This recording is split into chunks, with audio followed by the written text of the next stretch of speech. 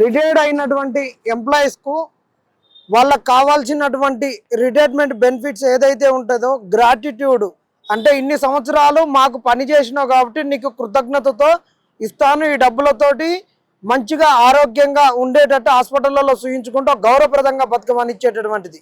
వాళ్ళకు లీవ్స్ ఉంటాయి, ఆ లీవ్స్ కూడా ఒక సంవత్సరం పాటు దాచుకుంటారు.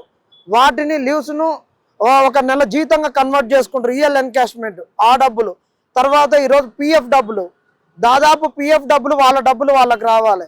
ఈ ప్రభుత్వం కూడా డబ్బులు లేవని చెప్పేసి ఈ మెస్సీ ఆటలకు ఆడవాళ్ళ యొక్క అందాలను అంగాలను చూపించి వాటి నుంచి డబ్బులు దండుకోవడానికని అందాల పోటీలు వద్దంటుంటే పెట్టి ఈ డబ్బులను వృధా చేసేందుకు ఈ పిఎఫ్ డబ్బుల్ని కూడా బ్యాంకులలో వేరే దగ్గర తెచ్చుకొని ఈ ప్రభుత్వాన్ని నడుపుకుంటున్నటువంటి రేవంత్ రెడ్డికి సిగ్గు లజ్జ ఈ మంత్రులకు కూడా లేదని మేము చెప్తున్నాం. ఎందుకంటే వాళ్ళు రిటైర్డ్ అయిన వాళ్ళు పైసలు వాళ్ళకి ఇవ్వకుండా నీకేం హక్కు ఉంది, వాళ్ళ డబ్బుల్ని నువ్వు దొంగిలిస్తున్నావు. బాజాప్తా పట్టపగలు దొంగతనం చేసిండు రేవంత్ రెడ్డి.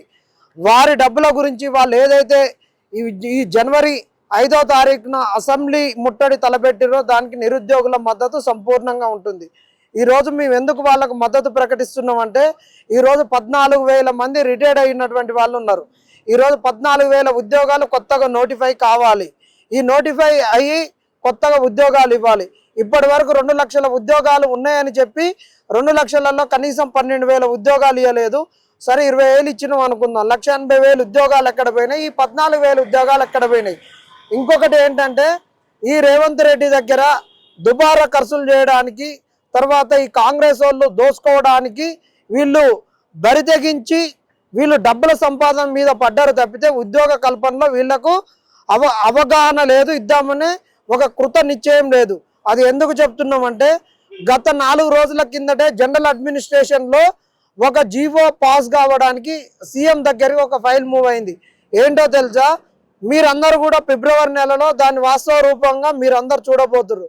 ఈ తెలంగాణలో ఒక ఉద్యోగుల యొక్క రిటైర్మెంట్ వయసు అనేటటువంటిది ఇంకా 1 సంవత్సరం పెరగబోతుంది.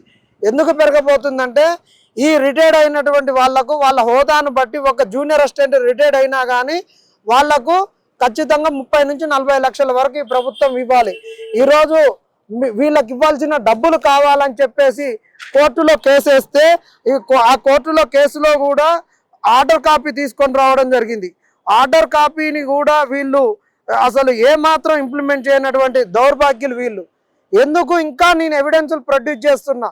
ఈ రోజు నుండి 7th పే కమిషన్ అనేటువంటి టర్మ్ అయిపోయింది. వచ్చే జనవరి 1 నుంచి 8th పే కమిషన్ అనేటటువంటిది అమల్లోకి రాబోతుంది. ఈరోజు బేసిక్ శాలరీ అనేటటువంటిది కనీసం 20,000 పైచిలకు వచ్చింది. ఇవాళ బేసిక్ శాలరీ మొన్న 8 నుంచి 14,000 ఉంటే ఇవాళ 8,000 వచ్చింది, 14,000 వచ్చింది. వాళ్లకు బేసిక్ అత్యంత తక్కువ ఉన్నాడు గ్రాస్గా 40,000 పైచిలకు డ్రా చేస్తాడు వచ్చే నెల నుంచి.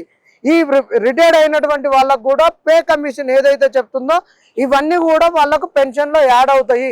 వాళ్ళ పెన్షన్ కూడా పెరుగుద్ది. అంటే వీళ్ళ దగ్గర డబ్బులు ఇవ్వడానికి ఇవ్వరు కాబట్టి 1 ఇయర్ పెంచుతుండ అనేటటువంటిది ఇది ఒక ఎవిడెన్స్. వీళ్ళకు ఎట్టి పరిస్థితులలో రేవంత్ రెడ్డి ఇవ్వడు, మాకు ఉద్యోగాలు రావు. నిరుద్యోగులకు కూడా ఈ నుంచి ఇంకొక అంశం చెప్తున్నాను. మీరు అందరూ కూడా అనుకుంటున్నారు ఇగో సంక్రాంతికి తీపి కబురు ఉద్యోగాలు వస్తాయని మీరు అనుకుంటున్నారు, ఒక్కొక్కళ్ళు చెప్తున్నారు. జూన్ వరకు ఎట్టి పరిస్థితులలో నిరుద్యోగులకు ఉద్యోగాలు రావు. ఎందుకు రావంటే ఇక్కడ రిటైర్డ్ అయినటువంటి వాళ్ళ వయసు ఇంకో అయ్యే వయసు 1 సంవత్సరం పెంచుతున్నాడు. పే కమిషన్ పెంచినటువంటి జీతాలు ఇవ్వడానికి భారం అవుతుంది. వీళ్ళ కాడ డేటా లేదు. ఇంకొకటి రేపు మున్సిపాలిటీ ఎలక్షన్స్కు నోటిఫికేషన్ వస్తుంది, దాని తర్వాత ఎంపీటీసీ జడ్పీటీసీలకు నోటిఫికేషన్ వస్తుంది. కాబట్టి ఈ సింబల్ల మీద వీళ్ళు గెలవాలి. కాబట్టి నిరుద్యోగులను మోసం చేయడానికి కొత్త బిచ్చగాళ్ళందరూ వీళ్ళు కాంగ్రెస్లో ఉన్నటువంటి సంక్రాంతికి గంగెట్లో వచ్చినట్టు ఈ నాయకులు అందరూ వచ్చి గంగెట్లో ఆడిపించేటువంటి కాడ ఎట్లా ముచ్చట్లు చెప్తారు అట్లా చెప్తారు. ఈ గంగెట్ల ముచ్చట్లు నమ్మొద్దు, నోటిఫికేషన్లు రావని చెప్తున్నాం. నిరుద్యోగులం ఖచ్చితంగా వీళ్లకు మద్దతుగా ఉంటాం. ఇంకా 6,000 మంది రిటైర్డ్ అయినటువంటి ఉద్యోగులను ఏ విధంగా కొనసాగిస్తారో ఇదంతా డేటా ఉంది. పక్కా డేటాతోటే మాట్లాడుతున్నాను. ఈ కింద పడ్డటువంటి కాపీలు కూడా అన్ని డేటానే, డేటా లేకుండా మాట్లాడట్లేను. కాబట్టి నిరుద్యోగులు మోసపోవద్దు, వాళ్ళకు అండగా ఉందాం. రేవంత్ రెడ్డి మెడలు ఉంచుదాం. సంక్రాంతికి వీళ్ళను ఈ గంగెట్ల ముచ్చట్లు ఎవరు నమ్మకని చెప్తున్నాం.